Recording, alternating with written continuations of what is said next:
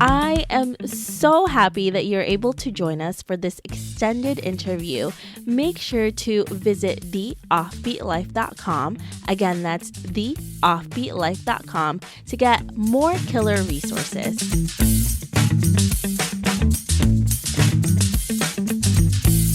Hey everyone, thank you so much for joining us for this extended interview with Steve, where he's going to share how to achieve early retirement. Hey Steve, how are you?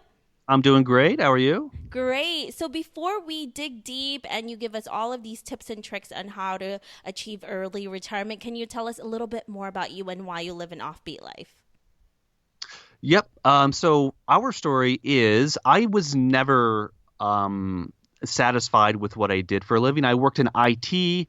I graduated in 2005, and I immediately went into my career and I assumed the position of a typical person, where I'm rising the ranks, I'm getting raises and bonuses, and of course I'm spending the large majority of my money. I did that for more than a decade, just accumulating more and more stuff, bigger things, more expensive things.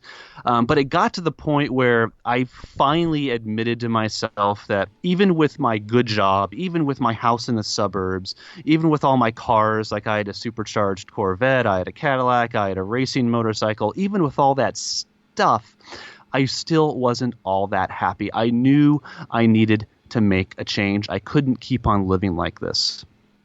So when I met my wife in 2012, shortly before we were going to get married, we had a decision to make. We had now two incomes, my income as well as hers, because she worked full time in engineering. We had a decision to make. We can either combine incomes and live like rock stars, or we can combine incomes, save the large majority of it, and start to execute a little bit more freedom in our lives. And for us, that happened to include travel. And then obviously now you and your wife have early retirement. Now, when you were thinking about this idea, how did you start and prepare the process for early retirement?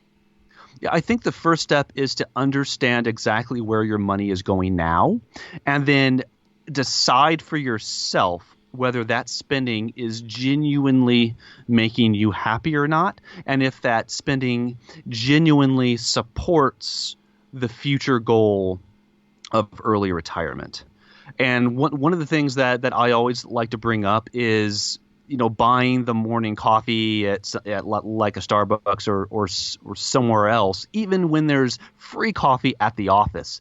Each time you spend $4 or $5, that's not a lot from a day-to-day perspective, but that adds up. And if you include compounding interest in that equation, that adds up to thousands and thousands of dollars every single year. So those little decisions like that, when added up as a whole, really start to paint a picture about where your money is going.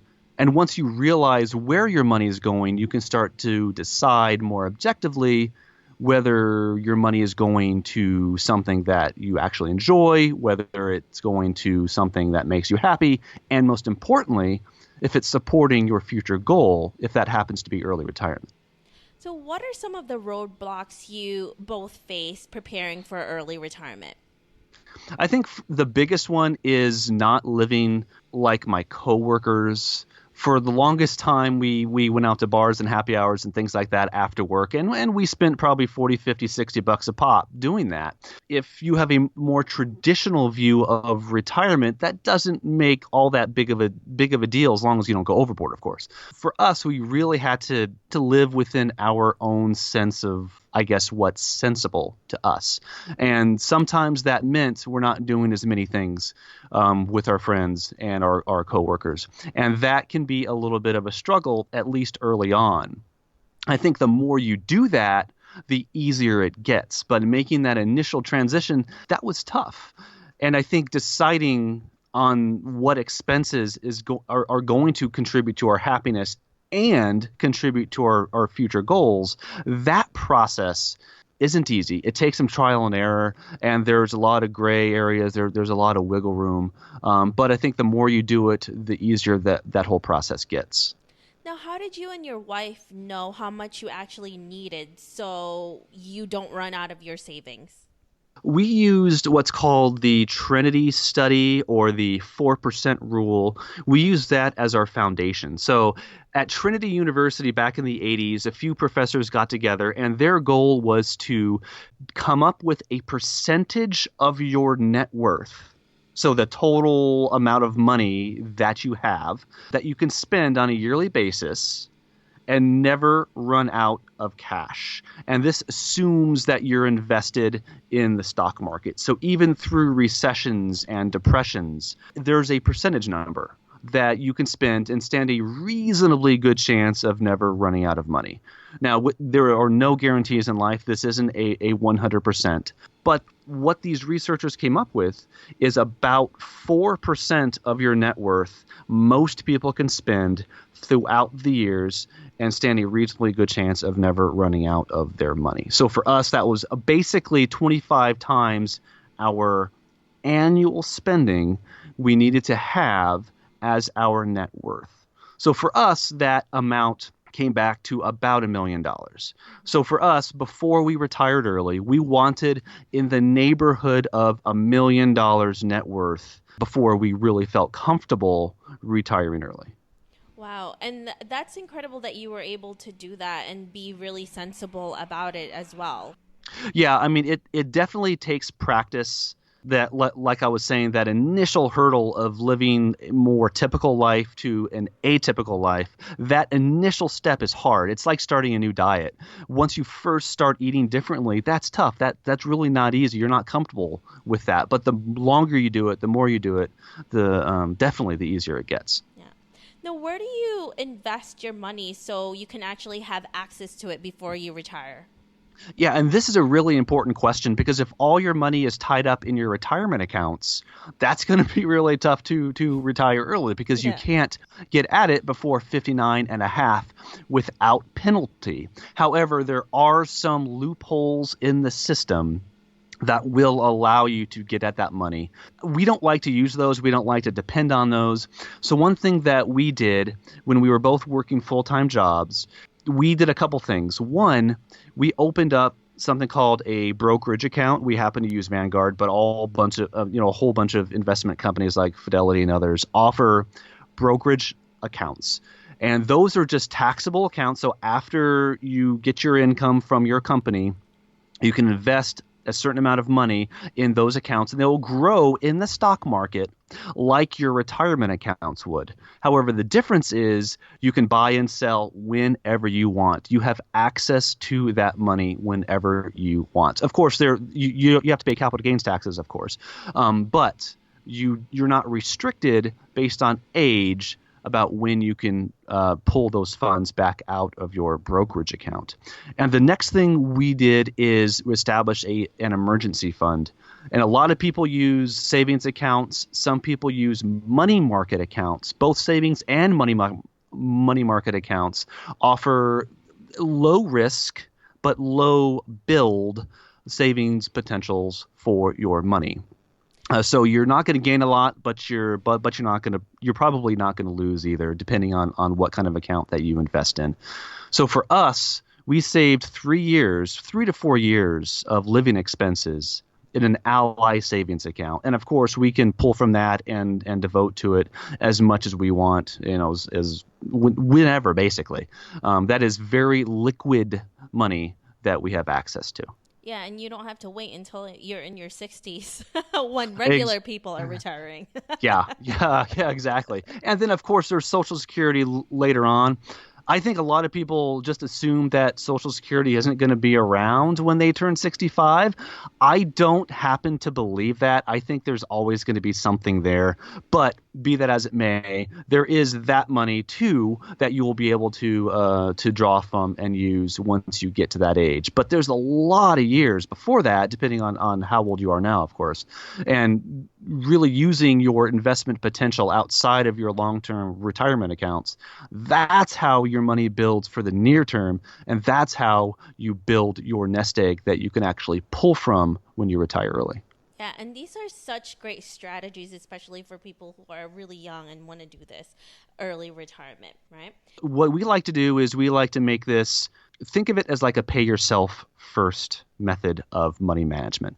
So when you get paid, fully invest in your retirement accounts. By the end of our careers, my wife and I were both maxing out our 401ks and our Roth IRAs at work. So those were taken care of. We never have to worry about those.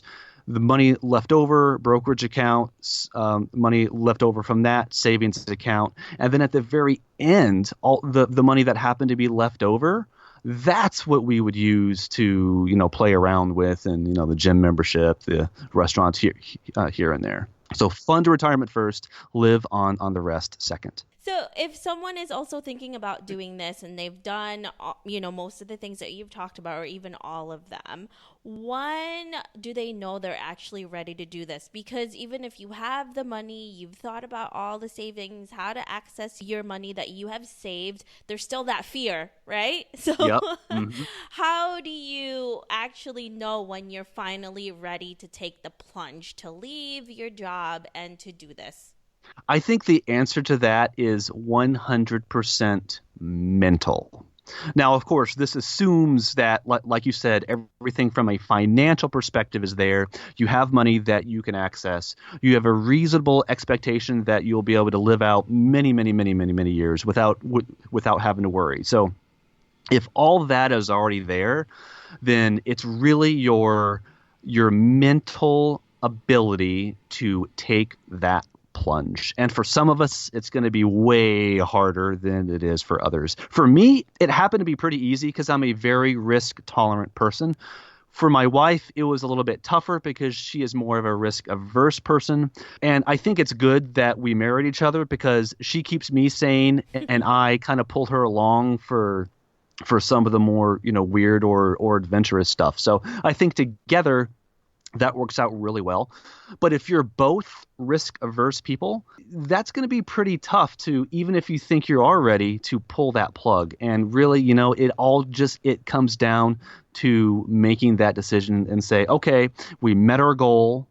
I'm not going to work one more year. A lot of people fall into the just one more year syndrome. I'm not going to do that. We met our goal. I'm doing it. I'm calling it quits. That's way easier said than done. But once you do that, that's how this process works, making the decision and then going through with it. Yeah, it's just like pulling off the Band-Aid. Just do it. Once exactly. you're ready, just do it. Exactly. Yeah. So, Steve, if our listeners want to know more about you, if they have more questions about early retirement, where can they find you? I blog about early retirement and personal finance at thinksaveretire.com. And you could also find me on Twitter at thinksaveretire, all one word. Thank you so much, Steve. These tips are so helpful. I am so happy that you were able to talk to us today. Likewise, I certainly hope that what I said resonated with some people and maybe got the ball rolling. We'll see. It definitely did with me. So perfect. Love it. Thank you, Steve. All right, you're very welcome.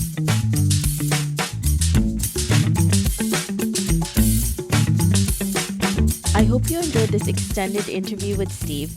Make sure to visit theoffbeatlife.com. Again, that's theoffbeatlife.com to get the full interview with Steve, where he shares how to do early retirement and travel in an Airstream.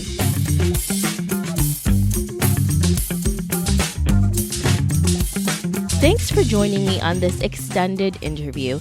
Don't forget to subscribe and leave a review on iTunes. We can also chat some more on Facebook at The OB Life. I'll talk to you soon.